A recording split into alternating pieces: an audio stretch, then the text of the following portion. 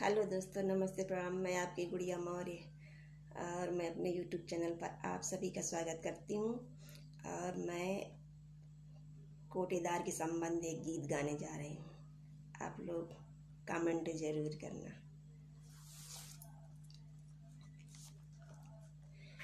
गिर गईली नाके कैना थुनिया, ओही कोटेदार कै दुकनिया। गिर गईली नाके कैना थुनिया, ओही कोटेदार कै दुकनिया। दार कै दुकनिया, कोटेदार कै दुकनिया। दार कै दुकनिया, कोटे दारी कै दुकनिया। गिर गईली नाके कैना थुनिया, ओही कोटेदार कै दुकनिया। गिर गईली नाके कैना थुनिया, ओही कोटेदार कै दुकनिया।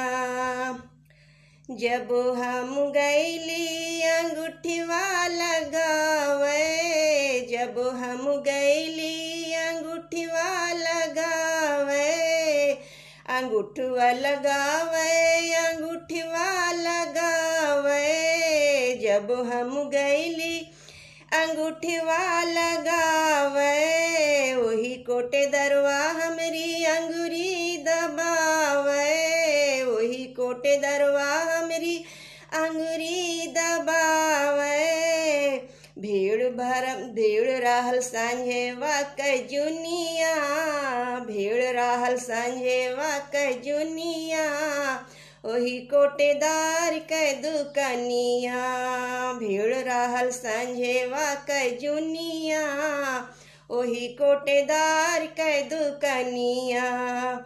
गिर गईली नाके कैना थुनिया, ओही कोटेदार कै दुकनिया। गिर गईली नाके कैना थुनिया, ओही कोटेदार कै दुकनिया। गिर गईली नाके कैना थुनिया, ओही कोटेदार कै दुकनिया।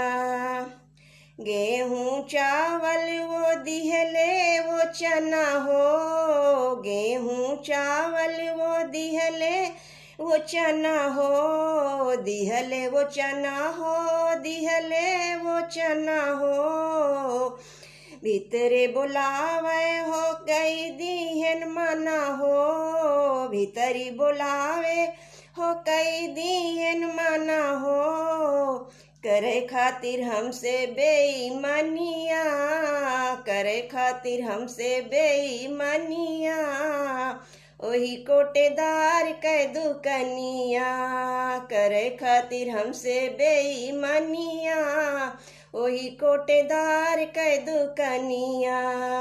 गिर गईली नाके कैना थुनिया, ओही कोटेदार कै दुकनिया।